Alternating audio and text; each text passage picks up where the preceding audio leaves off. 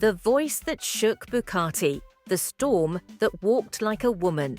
The air in Bukati was thick with the scent of burning wood and earth, the evening sky bruised with the weight of an approaching storm. The village square bustled with traders closing their stalls, children chasing each other barefoot, and elders huddled under the great baobab tree, whispering about matters they deemed too important for women's ears. And then, like a wind that refused to be ignored, she arrived. Amina stormed into the square, dust kicking up beneath her feet, her eyes dark as the coming rain. She walked with a purpose that unsettled men, a fire in her that no one could quite control. Not her father, not the elders, not the entire village of Bukati. She did not speak. She did not need to. Her silence was a challenge, her presence a provocation. Every man in the square stiffened, their conversations pausing mid-sentence. The women lowered their gazes, but some, just a few, peeked from the corners of their eyes, waiting, hoping. She was dressed simply, in a faded wrapper tied tightly around her waist and a loose blouse, her feet bare from running. Her thick, braided hair was slightly undone, as if she had been in a scuffle. Her lip was cut. Amina did not care.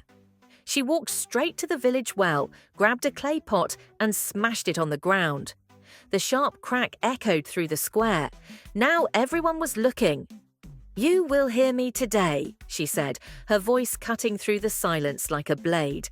No one moved. No one breathed. The elders exchanged glances. The chief's son, Kolo, leaned against a wooden post, smirking. "Amina, what madness is this?" Amina lifted her chin. Madness?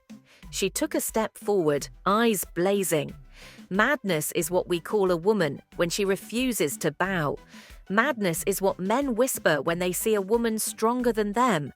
But tell me, Kolo, her voice dipped into something deadly, something dangerous. Who is truly mad? The man who forces himself on a girl in the dark, or the woman who refuses to let him? Gasps rippled through the crowd. A hush fell over the square.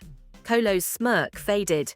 "You should watch your tongue," he muttered, though his voice lacked its usual arrogance. Amina stepped closer. "Or what?"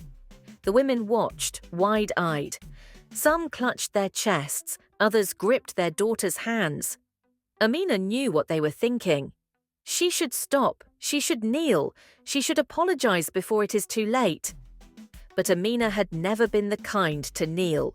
She turned, addressing the crowd now, her voice rising. "How many of you have suffered in silence? How many of you have watched your daughters taken from you, your sisters beaten, your mothers forced to endure? And when we cry out, they call us mad. They say we should be silent, but silence will not save us." A rumble of thunder rolled overhead.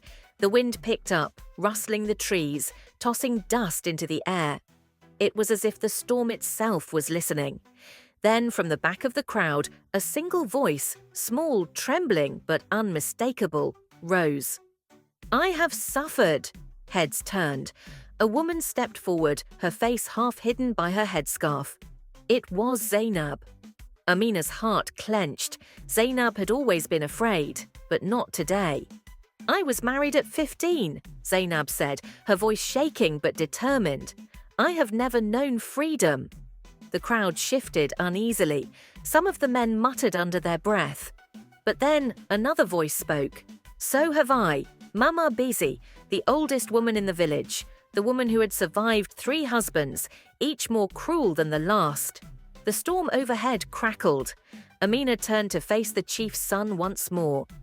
"You ask me what madness this is. This," she swept her arms toward the growing voices, "is not madness. This is the end of silence."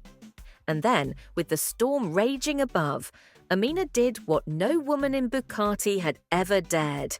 She turned her back on Kolo and walked away, and the women followed.